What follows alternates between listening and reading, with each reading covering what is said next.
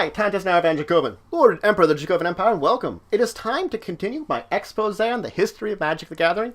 Today, I'm introducing you the set of Urza's Saga. Now, this was released on October 12th of 1998, and it had 350 cards in it. It was the first set in the Urza's cycle, the Ursus Block. Now, it introduced the themes of free spells, growing enchantments, and sleeping enchantments, and it introduced the keywords of echo and cycling.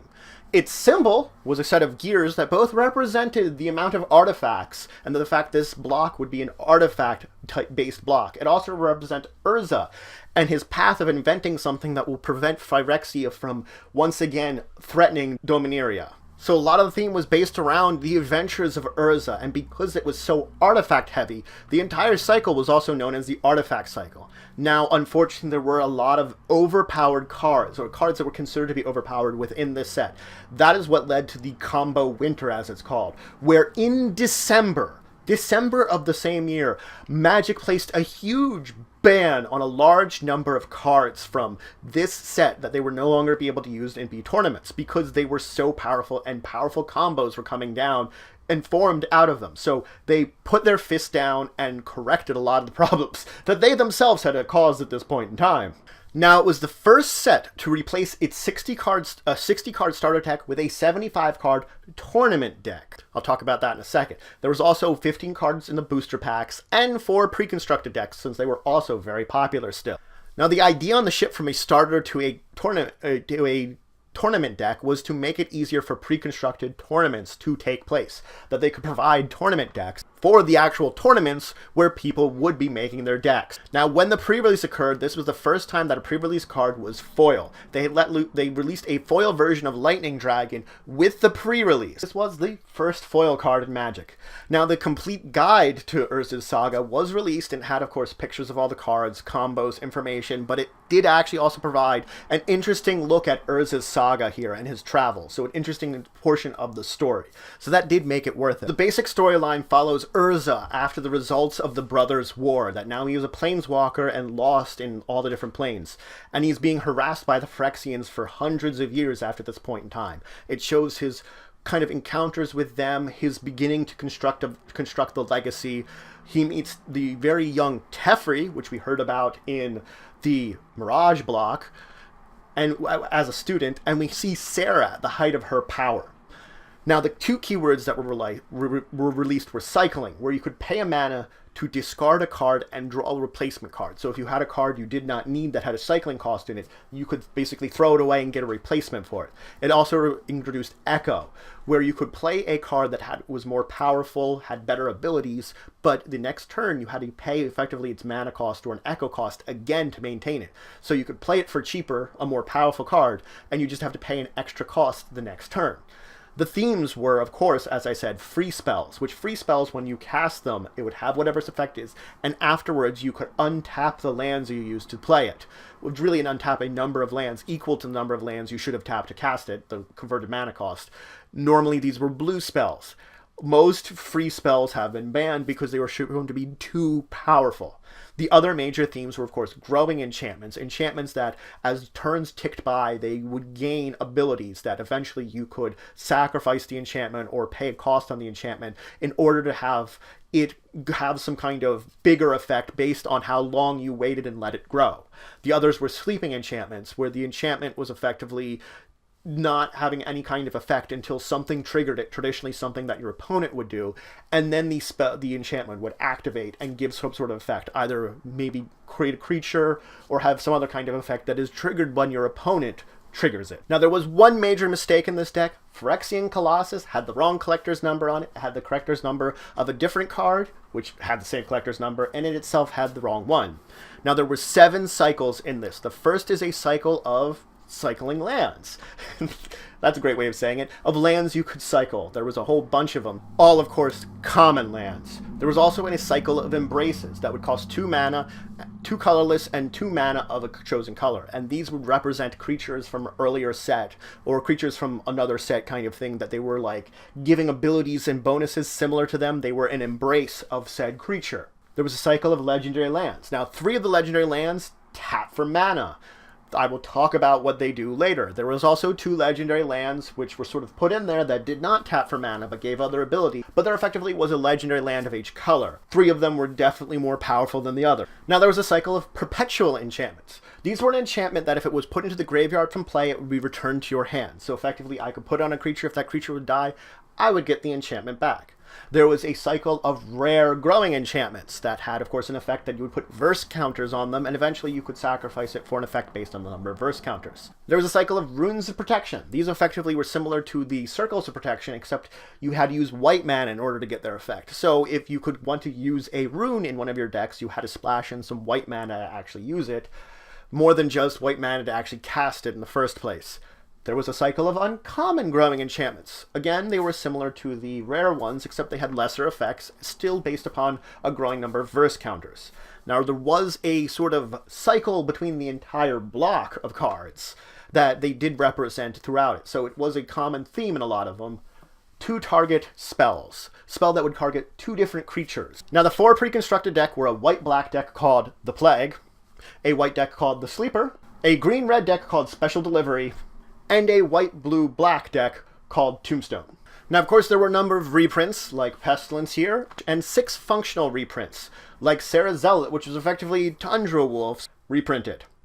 Now, going back to the story of Urza, each part of the story actually that was being told here is representing a different color. Now, green represents Argoth and the time leading up to the Ice Age. Of course, then it leads to black, which is Urza's first attempted attack on Phyrexia, leading to white, which is his recovery time in Sarah's realm, blue, where he founded Tolarian Academy, and red with his alliance with Shiv. Now, if you're looking into novels which tell about this, the book The Planeswalkers tells most of this story, and it follows up with time streams to finish up the story. Now let's talk about cards from this set. First, there's Congregate. When you play it, you gain 2 life for each creature in play. A good way of gaining a lot of life, and since it is an instant, you could do it in time. There's Sentinel Flute. It's a 5-cost artifact. For X mana, you tap it, search your library for a creature with a casting cost of X, reveal it, and put it in your hand. You can search for creatures. I still use this sometimes, too. There's Corrupt. When you play it, it deals damage equal to target creature or player equal to the number of swamps you have in play. You gain that much life. A good way of, if you have a lot of swamps, good way of burning someone for a lot. Duress.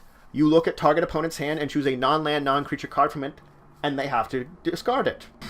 There's Fluctuator. Psychic costs are 2 less to play. Gamble. You search your library for a card, you put it into your hand, of course you shuffle your library, and then you discard a card at random. It is a sort of gamble that you would keep your card you wanted, because you had to discard it at random. There's Gaia's Cradle.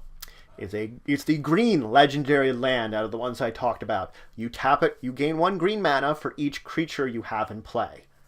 It's very powerful, hence there's Great Whale. It is a 5/5 for 7 mana. It is an untap one. It is a free spell. You untap 7 lands after you play it. So, hey, it's a great way of getting some lands untapped for a 5/5. There's Goblin Lackey. When it deals combat damage to a player, you may put a goblin card from your hand into play. A very good one. Goblin Offensive. An X-cost spell that you put X goblin tokens into play. Includes a joke about how offensive goblins are, both for numbers and other reasons. There's Exploration. You can play an additional land card each turn. It's a pretty good one. There's Defensive Formation. Instead of attacking player, you as the defending player choose how damage is dealt to your creatures. So instead of the normal attacking player choosing how damage is dealt to your creatures, you as the defender get to choose how it's dealt. Arc Lightning. Does 3 damage, similar to a lightning bolt, but divided as you want among creatures of your choice. So you could do 1/1/1, 3-1 target, 2-1. Your choice.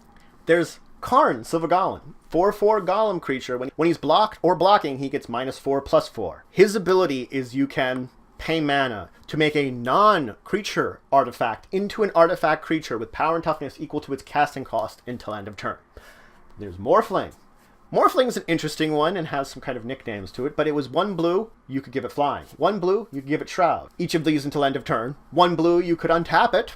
And then 1 colorless, you could give it +1, -1, or 1 colorless, you could give it -1, +1. So you could change it as you need to. Phyrexian Processor. When it comes into play, you pay an amount of life. Then you can pay 4 mana, tap it, and you get a XX black minion creature token equal to the amount of life you paid when you originally played it. There's Priest of Titania, a very powerful one still too. You could tap it and get 1 green mana for each elf in play. That's a good one. Sarah's Sanctum.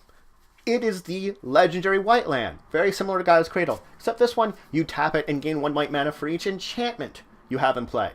And since if you haven't already noticed, this deck is both artifact and enchantment heavy, it's a very powerful one still too.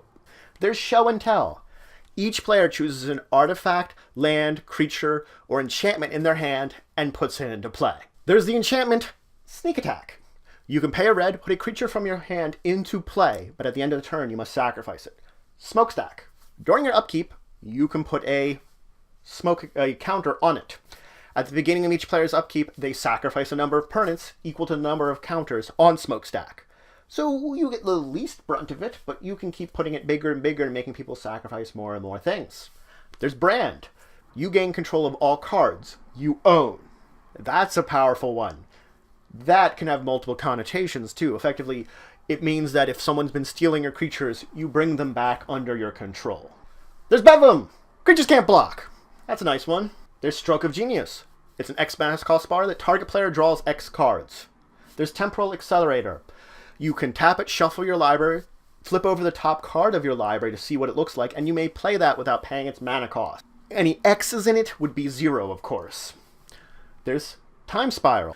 You remove it from the game, then each player shuffles their hand and graveyards into their library and draws 7 new cards, and then you're able to untap the lands which you use to play it. So it is a free spell. There's Tolarian Academy. You tap, add 1 blue mana to your mana pool for each artifact you control. So this is the 3rd of the mana production lands. There's Voltaic Key. 1 mana tap, untap an artifact. So it's an artifact that gives you use of more powerful artifacts. Again for a turn. There's Windfall. Each player discards their hands, and then whoever discarded the most amount of cards, that's how many cards each player then draws. So say someone with the most cards discarded 5 there, then everybody would draw 5. Yawgmoth's Will. Until end of turn, you may play cards from your graveyard as if they were in your hand, but if something should go into your graveyard, it is exiled instead for this turn.